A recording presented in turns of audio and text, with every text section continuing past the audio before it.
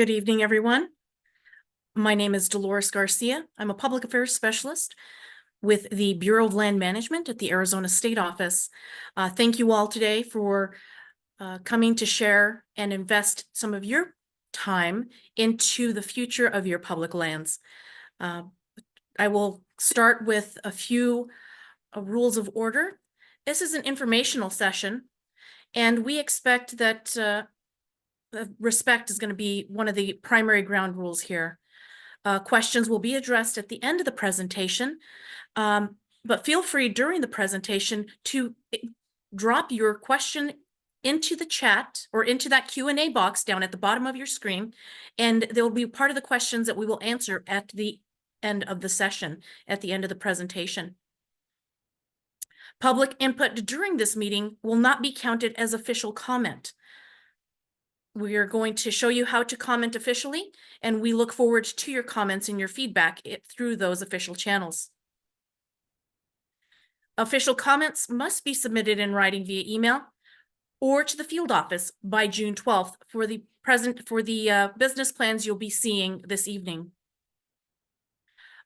Please keep your cameras off and your mics muted unless asked to unmute at the end of the session to answer your questions, or to ask your questions, excuse me.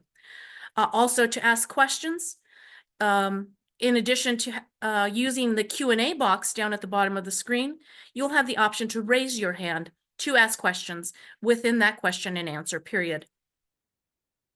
With that, I will turn this meeting over to Jerry Davis, who is our Deputy State Director for Recreation, Visitor Services, and Resources out of the BLM Arizona State Office.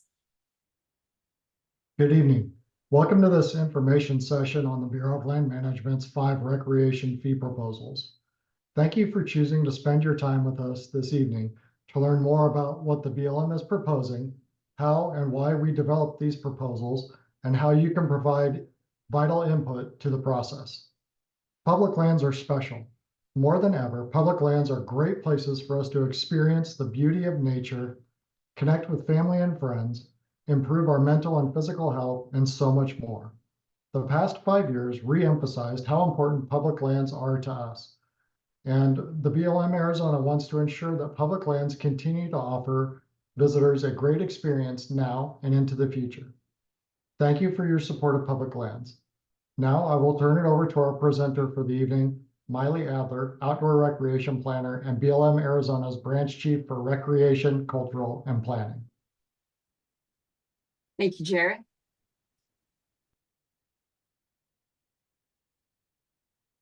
So as Jerry mentioned, public lands are special. These images depict examples of some of those special places that are included in the fee proposals we will be going over in more detail later in the presentation. I'm going to stop my video and so you don't have to stare at me the whole time. All right.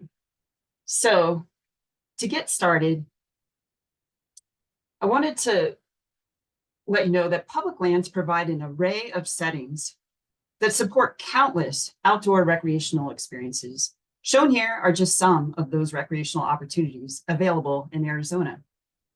Currently, the BLM administers 29 recreation fee sites or areas in Arizona where fees are charged, whereas the vast majority of the 12.1 million acres of public lands in Arizona are fee-free to enjoy.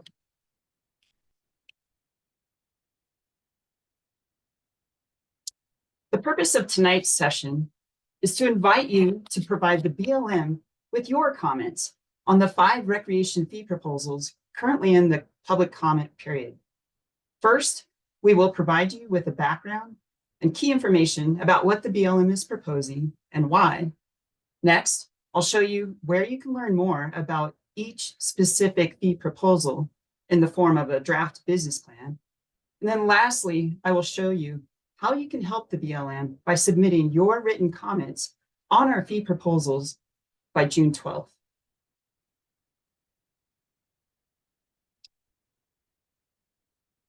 Whoops.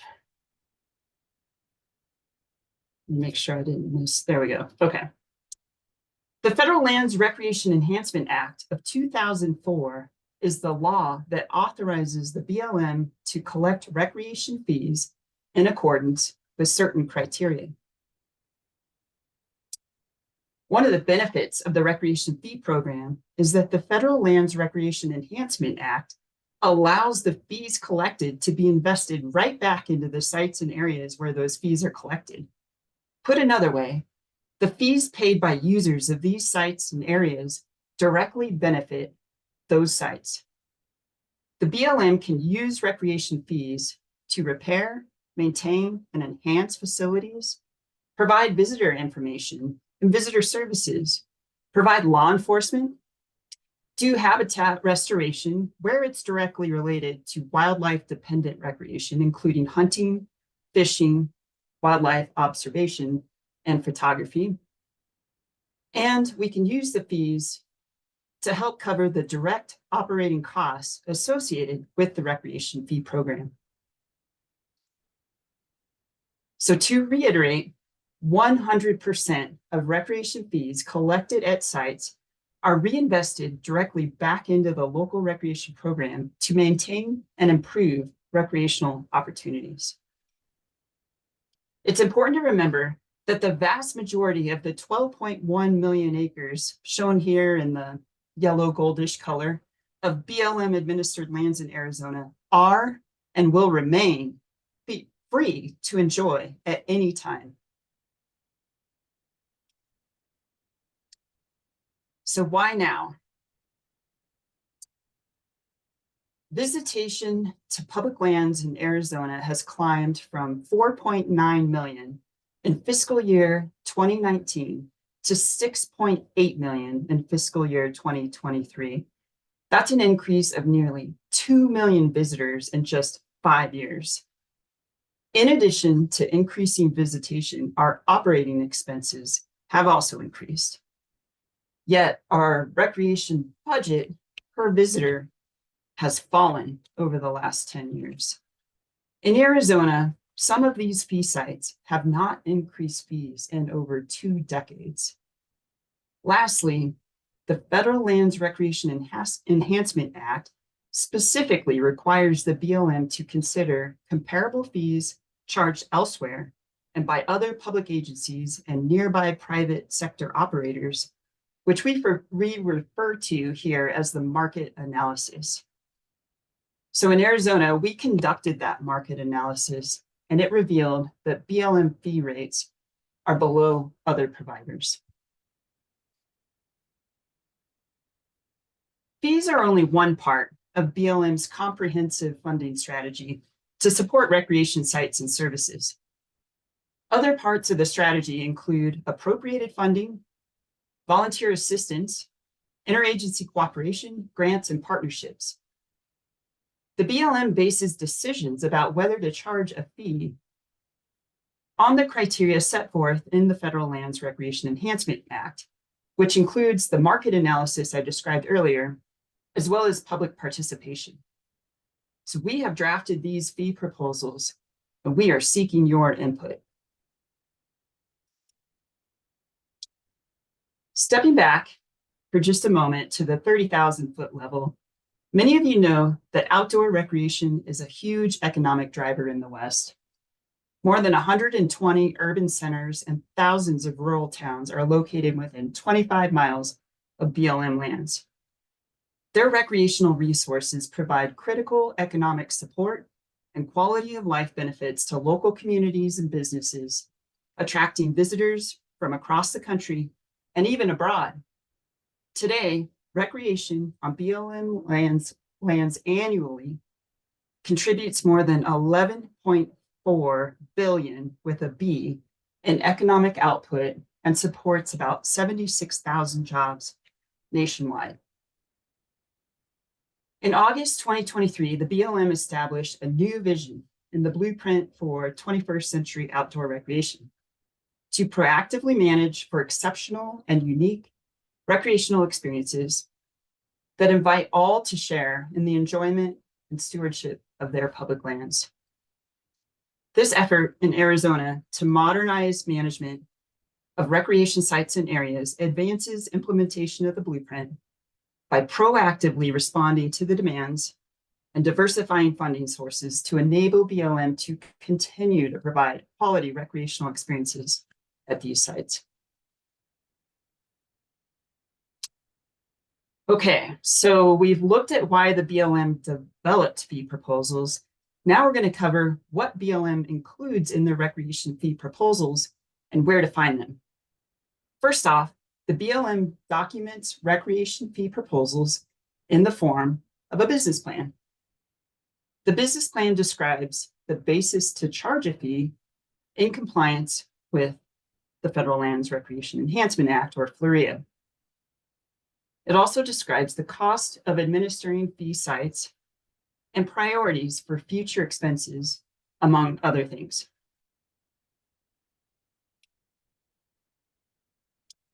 Each of the draft business plans we are seeking your input on address the following topics, from the authority for BLM to charge a fee to describing the public outreach efforts. Each plan also has an executive summary at the beginning of each document.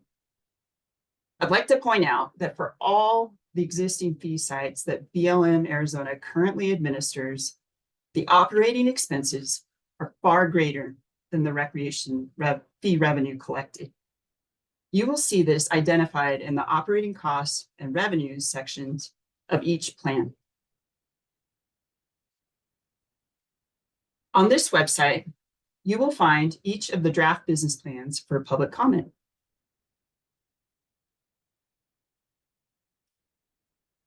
To give you a better sense of where we are at in the recreation fee proposal process and what comes next, this diagram shows how we started with that market analysis, and where the BLM's fee rates were below market value. The local office developed the draft business plan to identify our operating expenses, our current revenue, and then we used the market analysis to help inform the proposed fee rates. After the draft was developed, the BLM Arizona State Office reviewed that draft plan, and then it went on to our headquarters office, and they also reviewed the draft plan. This brings us to where we are today, seeking your input during the public comment period for these draft plans. Once the comment period ends, BLM will consider the comments received and may revise the draft plan. Next, BLM will present the draft plan to the Arizona Resource Advisory Council, or the RAC, at a public meeting. Then the RAC will make a recommendation to the BLM on the fee proposal. The BLM will then consider the RAC's and the public's input, and if approved, the BLM will implement the fee changes. So now I'm going to show you where to go to learn more about each of the 5 draft business plans. This slide shows the 5 business plans we are seeking your input on. Some plans contain more than one fee site or proposed fee sites, and I'm going to walk through each of the plans listed in the next few slides. The map on the right shows the location of the existing or proposed fee sites included in these draft business plans. You can access the interactive story map using the link Dolores will provide you in the chat.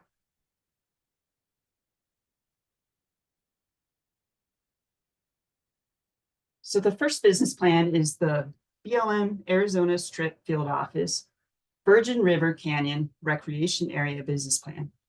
It covers the Virgin River Canyon Recreation Area, which includes a campground and a day use area. When you select Virgin River Canyon Recreation Area in the story map, the map zooms in to the site. You can then zoom in and out on the map as desired. The story map summarizes the current fees and the proposed fee changes and provides links, shown here in the green buttons, to the visitor information page for the site and a direct link to review the draft business plan. Also noted in this summary is the last time fees were increased at this site. In this case, the BLM has not increased the fees at this site since 1998.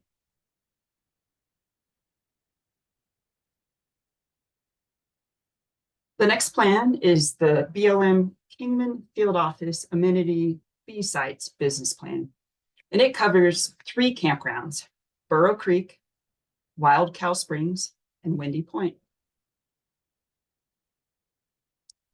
Again, if you use the story map, it'll give you a description of each of the campgrounds. It'll identify what the current fee is and what the proposed fee is, as well as when the fee was last increased.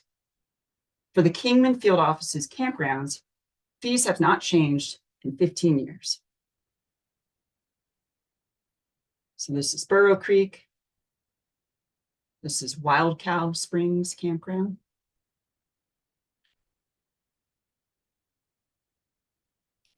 And this is Windy Point. And those are all part of the one plan out of the Kingman Field Office. The next business plan is the BLM Lake Havasu Field Office Amenity Fee Sites Business Plan. And it covers Lake Havasu shoreline sites, Bullfrog Day Use Area, Crossroads Campground, and the proposed Quail Hollow Campground. So again, using the story map, you can see where the sites are, what the current fee is. For day use, it's currently $10, and we're proposing to raise that to $20. And there's also an annual pass for the shoreline sites that currently it's $100, and we're proposing to increase that to $200. The pass was last increased in 2006, but the day use and overnight fees were last increased in 2002.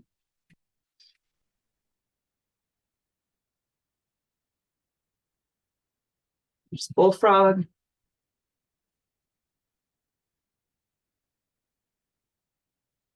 Crossroads Campground, last increased in 2002. And here at Quail Hollow, currently it's a free day use area. And the BLM will evaluate through the NEPA process the construction of this proposed campground. Should a decision be made to authorize construction of this proposed campground, and the construction is completed, the BLM is proposing to charge the fee listed here. Or excuse me, fee rates listed here.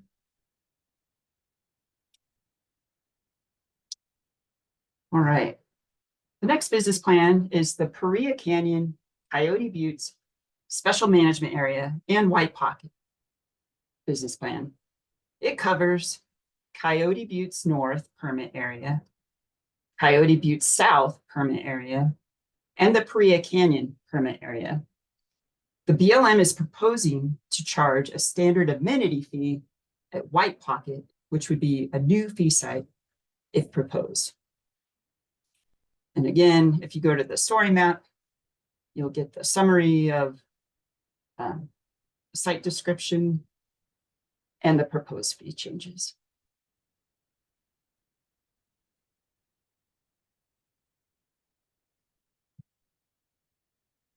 These fees were last increased in 2008.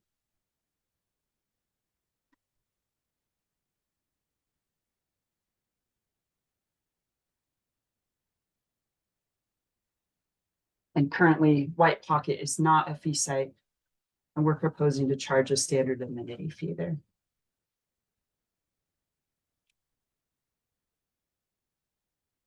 Okay, the fifth business plan is the BLM Phoenix District Office Recreational Shooting Sports Sites Business Plan. This plan proposes to charge fees at 8 developed shooting sports sites. 4 sites are already operational, and 4 more are in the planning and development phases. These sites have been popular with local recreation users, leading to high visitation and extensive use. since the 4 sites opened in fiscal year 2023, an estimated 149,000 people have visited these sites. And then again, if you go to the story map, it shows you the location of all 8. These are the 4 that are currently operational, and these are the 4 that have not yet been built. This proposal also includes an annual pass.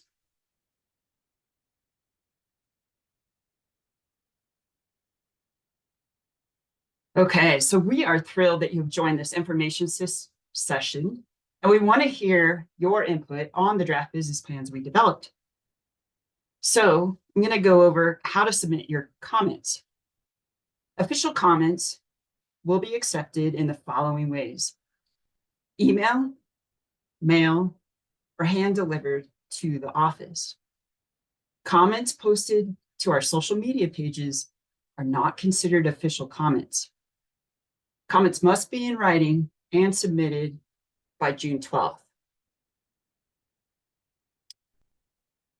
The unique email or mailing address to send or drop off your written comments by June 12th for each draft plan. So there's 5 different email addresses and 5 different mailing addresses. These can be found by going to the story map, and I'll show you what that looks like in just a second, or to the draft business plan website, and I'll show you what that looks like in just a second. And then also, if you already have the draft business plan, this information can also be found in the Dear Reader letter at the beginning of each plan. I should mention, when you go to the draft business plan website, you do need to click on the linked draft plan to pull up the email and office address to send your comments to, because they are unique to each plan. So here's an example of what it looks like on the top left. If you're viewing the story map, provides the email address, and that green button, if you click it, it'll automatically generate an email with that address in the to line. And then the story map also provides the mail or hand delivery location. On the bottom, that's what it looks like when you click on the individual plans on our business planning website.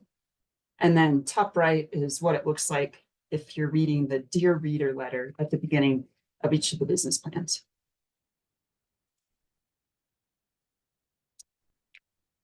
So BLM Arizona is currently working through the same process to develop fee proposals in the following locations. So business plan drafts that will be coming out soon. And I should mention, the comment period for these draft plans will not start until after the current comment period has closed. But Safford Field Office will be, we'll have a draft business plan for public comment, as well as Tucson Field Office, Yuma Field Office for the long-term visitor areas, Yuma Field Office for their amenity fee sites, both expanded and standard, Phoenix District for their campgrounds, and also a draft business plan for the state line campground. So to stay informed, you can follow us on blm.gov or X, formerly known as Twitter, or Facebook, to stay up to date on when this next batch of draft business plans will be available for public comment. And with that, we're ready for questions. As a rule of order, you can either use the Q&A option at the bottom of your screen or raise your hand, and we will have one of our subject matter experts answer your question.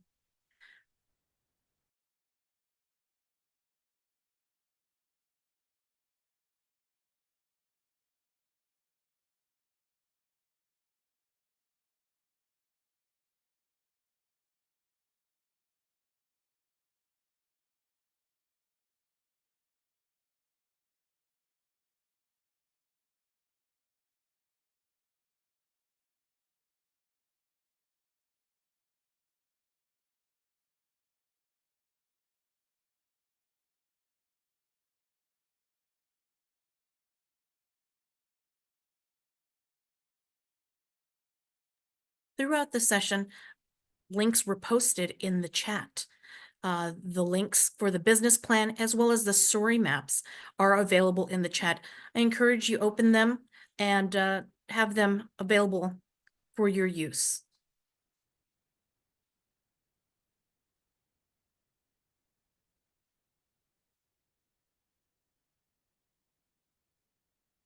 I do have a question posed to me.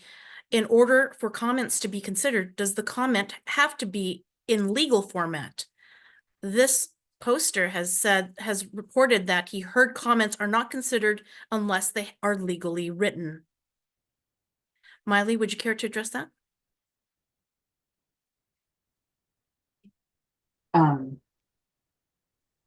We accept all comments.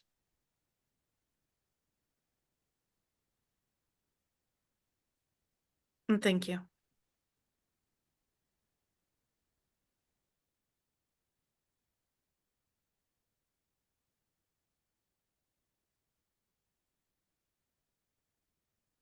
Scott Holtree, please unmute yourself and ask your question.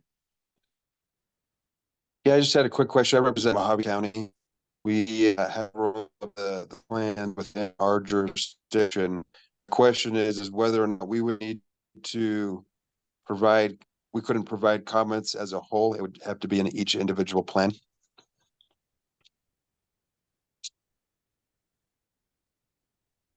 That is an excellent question. I don't see any reason why you couldn't well, yeah, I don't see any reason why you couldn't submit comments. How many plans would you be commenting on? Like 2? Is it? Yeah, we have the Havasu, the Kingman, and the Virgin River are all 3 that we would be Gotcha. commenting Okay. on. And so I guess we just pick one, or maybe I just submit all the same comment to all 3 To all emails. 3. That would probably be the cleanest. Yeah, I think that would be the cleanest. Okay, thank you. Yeah, and if I could just add to that, I think, as long as your set of comments, Scott, kind of lays out exactly what site it references, or all of them potentially, right? Which plans, you could easily like put together a single package like that and even, send one email to all 3 addresses or.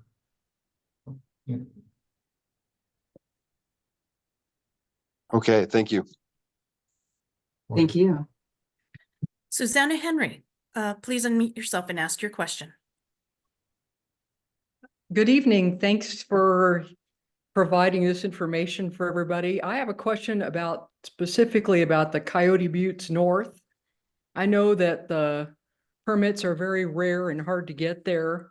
I've heard usually around 1% chance of drawing a permit to be able to visit that area. If it's only a 1% chance, that means that there's at least 100 applications for every one successful. And after 30, for each day, there were 100 applications, or $9 for each application on recreation.gov. That would be a revenue of $27,900 a month. Is that, that month, and that's just me guessing here. I'm sure some months are more popular than others. And so where are all the $9 going? Why is it that you have to charge more for a day use fee when you already have such a huge income from the lottery? So the business plan proposal addresses the use fee, which is the fee you would pay if you're selected. Is there someone from the Strip on the call?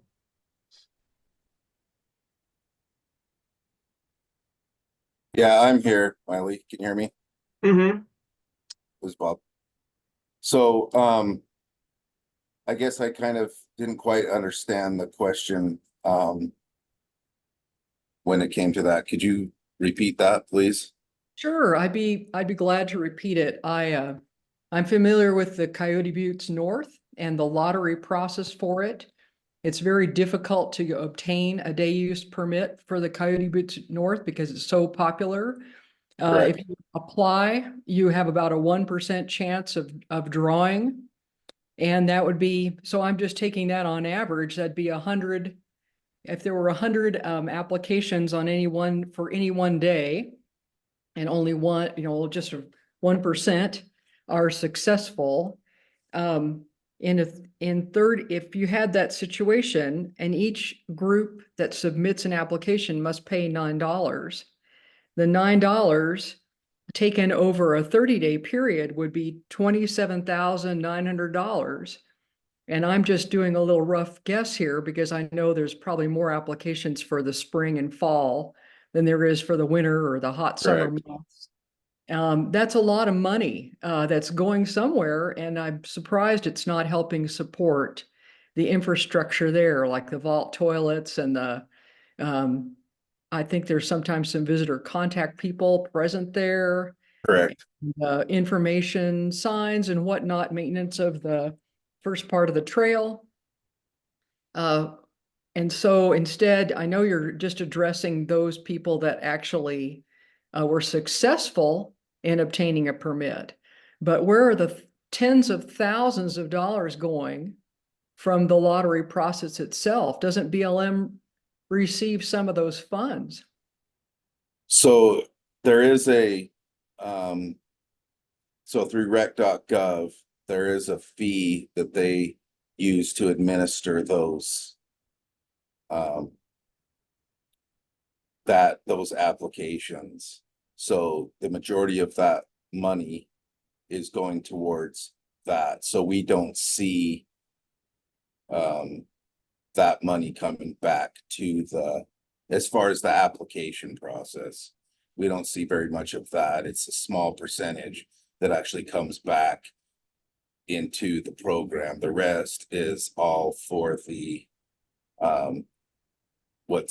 what is charged for the application fee. Does that make sense? It's the expanded amenity fee for use of the reservation system. Yes, yes.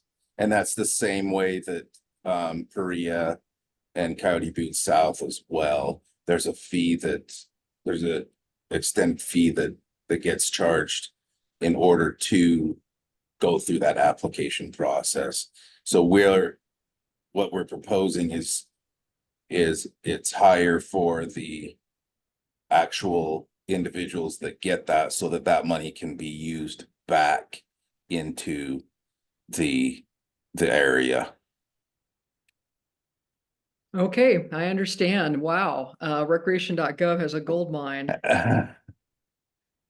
Yeah, well, it's what the contract and how it works out. So yeah, but I would definitely, send that comment in. That's a good one. So yeah, All right, I'll do it. Thank you.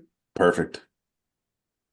Yeah, if I could just add in a little bit to what Bob said, Susanna. So a small fraction of that application fee does come back to the BLM.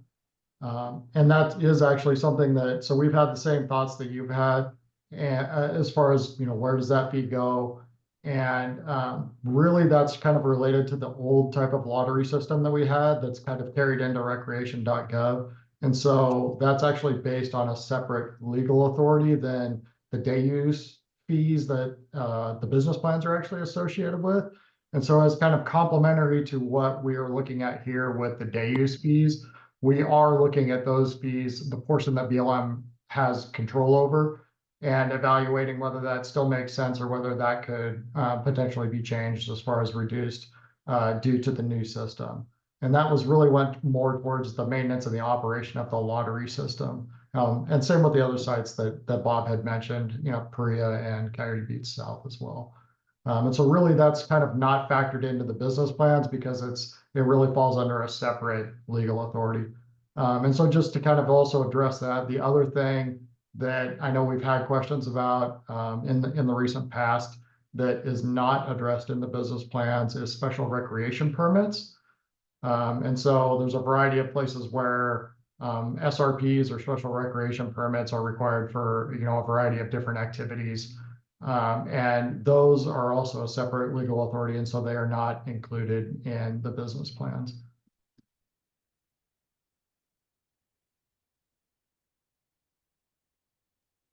If I could clarify that just a little bit, Jerry, because we do have some permit areas that do require it's an individual special recreation permit, so it's different than what Jerry's talking about, which is commercial, competitive, organized group, and vending special recreation permits. The fees for commercial, competitive, organized group, and vending special recreation permits are set by the BLM director, whereas individual special recreation permit fees are set by the BLM state director for use of these fee-based permit areas. Thanks for that clarification, Miley. Good thing we have you around to keep me out of trouble.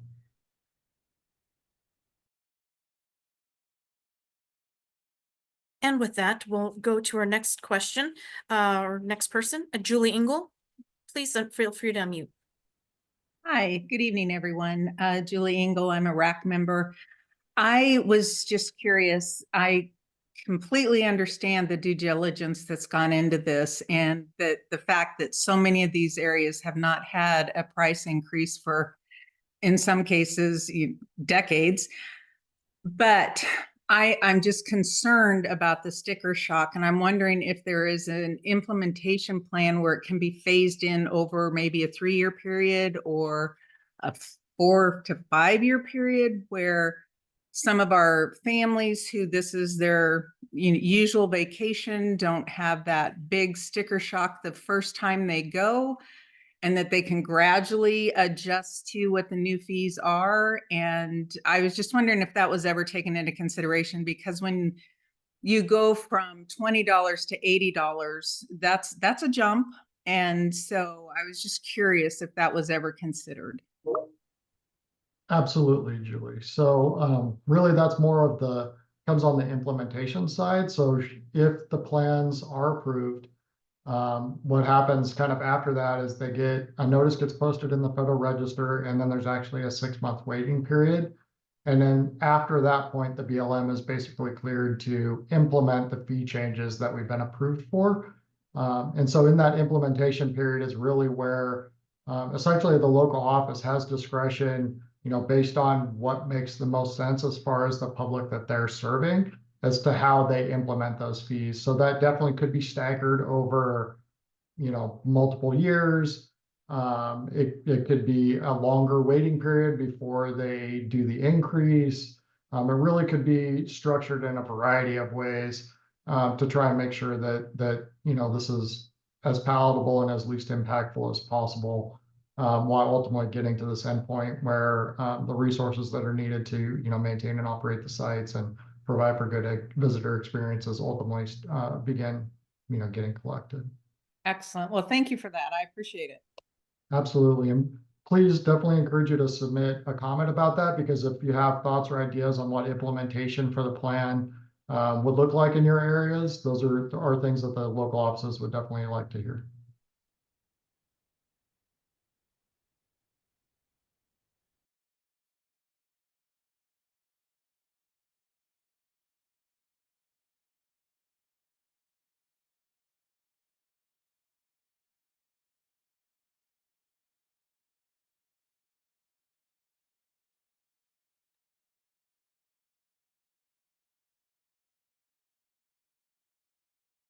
Are there any other questions at this time? I've got a question in the chat box. Paul David from Graham County. I'm also a RAC member. Go ahead, Paul. Thank you. My question it kind of dovetails with Ms. Ingles. And the question is, could BLM consider indexing fees, recreation fees for inflation, so future fee increases would be smaller, although more frequent? This could prevent the future 100% plus increases.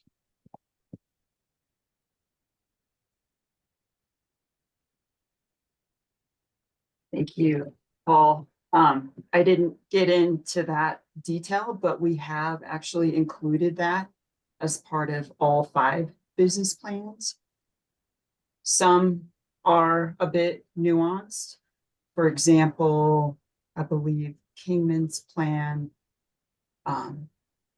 Let me back up and state kind of the direction we're going. So our policy does allow us to use an index and to introduce a method for doing exactly what you just described, to do more frequent adjustments to our fees without going through this full analysis process with the business plan. And so in these business plans, it's identified. Thank you for bringing this up. I should have brought it up earlier. It's in the, I believe it's in the Dear Reader letter. And if it's not there, it's definitely in the executive summary and in the proposed fee rate section. And it talks about if when there is a 20% increase in the consumer price index, the urban one that covers, over 90% of the United States, and gives the rate of inflation, that's the index that we're pointing to say, okay, on the date, if these business plans get approved, we're gonna include in that final business plan what the CPI, what the consumer price index urban annual average is at that time. And if it increases by 20%, we are proposing to do fee adjustments that mirror that. So a 20% increase in the use fees. Now I'll get into some of the nuances. I believe it's Kingman plan does have some language in there about, there's a period of time before they would even consider implementing. And I should back up and say that the way it's written, it just gives BLM the option to implement a fee increase, a 20% fee increase if the CPI increases by 20%. It's not a set fee increase. And that allows us to kind of assess the environment at that time. And so the Kingman plan, set a duration in that they would not increase fees. I believe it's for the next 4 years. And then they'll take a look at the CPI. And if it's increased by 20% at that time, then they'll have the option to exercise a fee increase of 20%. Did that answer your question? Yes, it's good to know that you're on a job and have already anticipated and planned for that. Thank you. Thank you.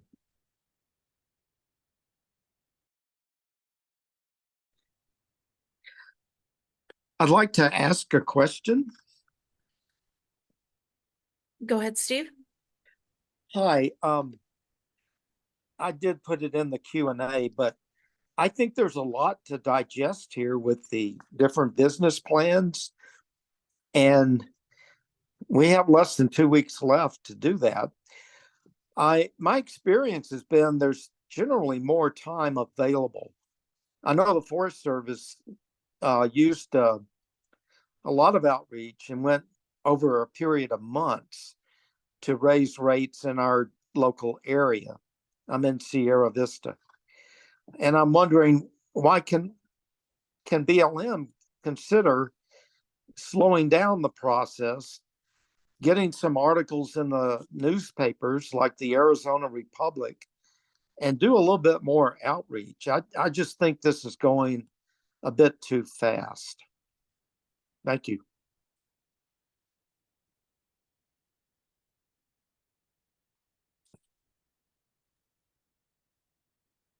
Thanks, Steve, for that comment. Definitely would recommend that you maybe submit a comment also about the timing, potentially requesting extension. I know that if we get, a fair amount of comments about that, that is something that we could look at.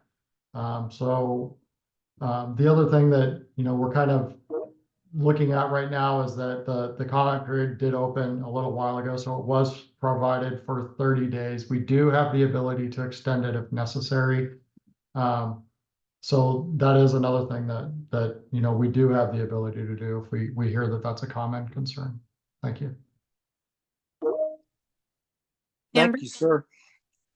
Could I ask one other question? Yes. Going back to Coyote Buttes North, I do believe there's a sticker shock effect with that fee. But one thing I did notice in the plan is that BLM decided to increase the number of visitors allowed in 2021. And I wonder whether that needs to be reconsidered. With more visitors, there's more management required, more operating expenses. Is it possible to look at that and see whether that's too much of an impact on that special area? And maybe by reducing expenses, you don't need as large of a fee increase. Anyway, that's my thought on that. Thank you for that comment, Steve's. So part of the NEPA analysis that was done when the BLM increased the numbers of permits up there included a comprehensive monitoring plan that's actually looking at the impacts. And so the number of fees we do have the ability to adjust based on the results that we're seeing as far as the impacts on the ground or the lack thereof. And so that's something that's actually the BLM is constantly looking at on a recurring basis. That's actually separate from the fee proposals. And then as far Thank as you. the amount of the fee proposals, that's really based on the comps. And so the other component that we have placed upon the BLM as far as a requirement when we're setting fees in Floria is that the BLM is not supposed to be undercutting private business. So we don't want the government actually drawing business away from private businesses that are also offering similar types of activities. And so that's one of the many factors that actually goes into when we do the cost analysis. We look at those comparable sites and what those fees are being charged. So we don't want to charge more because we're not in the business of making a profit. We're the government, we're providing a service, and we need to recoup the fees. The fees required to cover the cost to offer that service or that experience. But we shouldn't be undercutting and negatively impacting private businesses as well. Amber? Thanks, Jerry. Steve, I'm Amber Carva. I'm the Deputy State Director for Communications. And I just want to echo, please feel free in your comments to if you'd like to see a longer public comment period, to include that.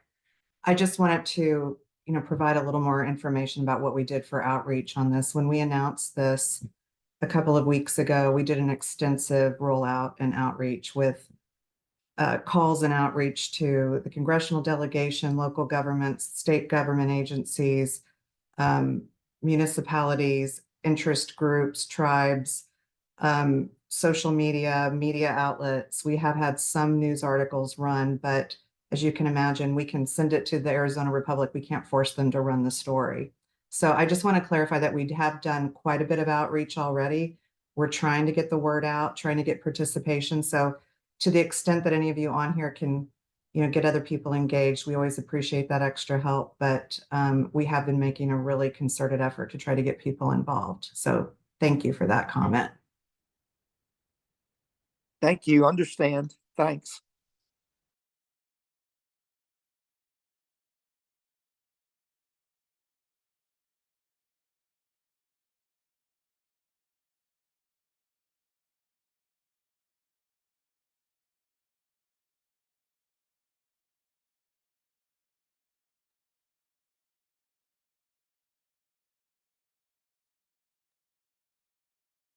We do have some time left in the session.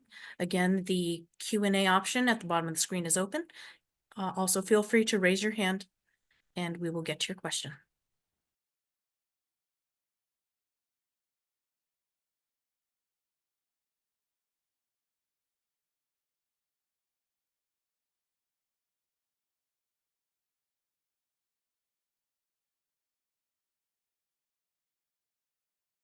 Ms. Henry. Feel free to unmute, Susanna. Okay, I'm unmuted.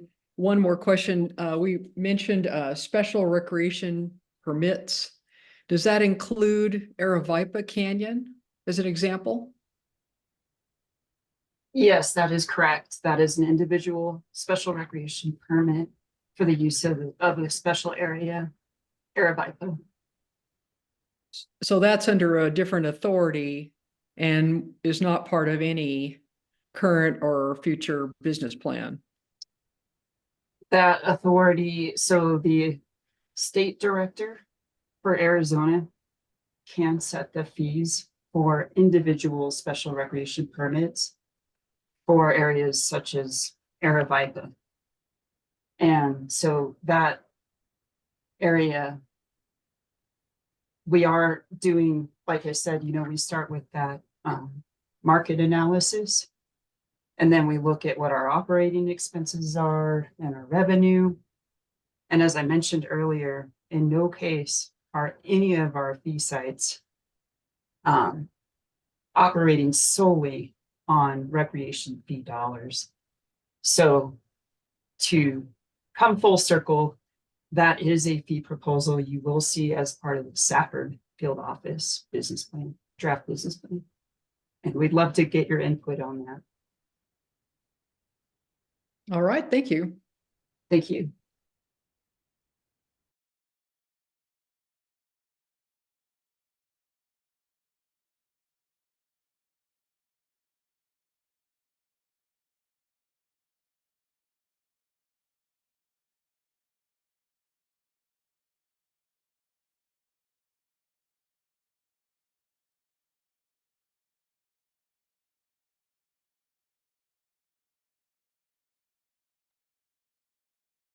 We do have a question that came in through our chat in regards to attaching the CPI to this fee increase.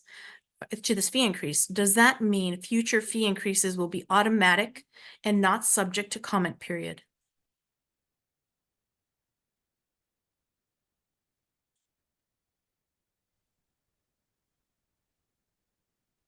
Go ahead. I was gonna say that's somewhat correct. So BLM would have the ability to implement the increase without going through another public comment period, like we currently are, but the increase itself would not be implemented automatically. So it would be discretionary. So as Miley stated earlier, the BLM would be able to look at what that CPI change has been. And then if they wanted to, they could do another, a cost analysis, basically looking at what are the fees at comparable sites and things and decide on whether that increase makes sense and even how much the increase would be. And the idea, like was mentioned earlier, that we wouldn't have to wait 20 years and see such large increases due to the elapsed time and when those fees were adjusted, which might make things a little bit easier for folks. But at the same time, we have to try and balance that we're not doing fee increases every year or two, which also just makes it more complicated for people as well. I cover all the bases, Miley? Yes, you did. All right. That is part of our proposal. So if you have comments on that, we'd love to hear them.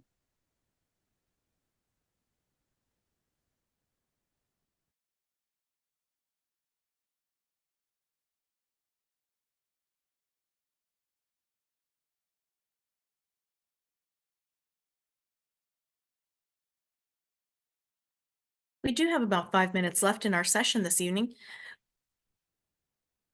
And we'll take questions up until that time.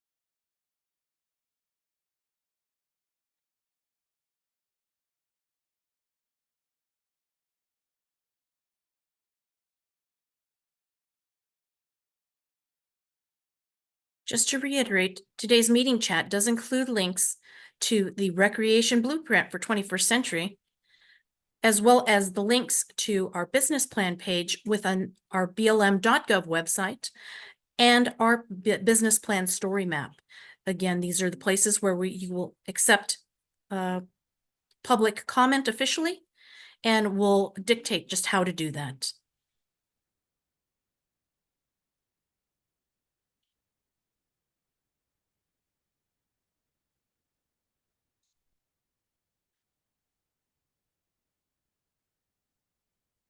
With a little bit of time. Oh, Susanna, you have a question? I just have another quick question. Is the public meeting that's planned for the night of June 5th the same exact format, or is there anything different about that one? It will be the same format, maybe some changes based on some, based on what we're seeing here, but otherwise we're looking at the same type of format. So those of us that attended this meeting don't really need to go to the other one. Okay, thank you. Pretty much, we're just providing some opportunities again, just before the public comment timeline closes to orient folks to the ways to provide public comment. This meeting today will also be put on our blm.gov YouTube page for those of you here today who would like to share that information with others that may be interested in your party or interested in and around you.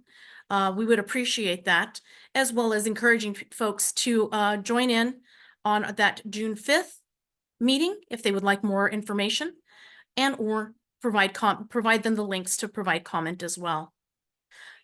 With that, I would like to thank you for investing time in your public lands and being interested in the future of your public lands. And we would like to conclude the meeting for this evening. Again, share this information with your close friends, family, anybody who enjoys their public lands, so that we can make sure to include all comments in your interest into our planning efforts. Thank you and have a good evening.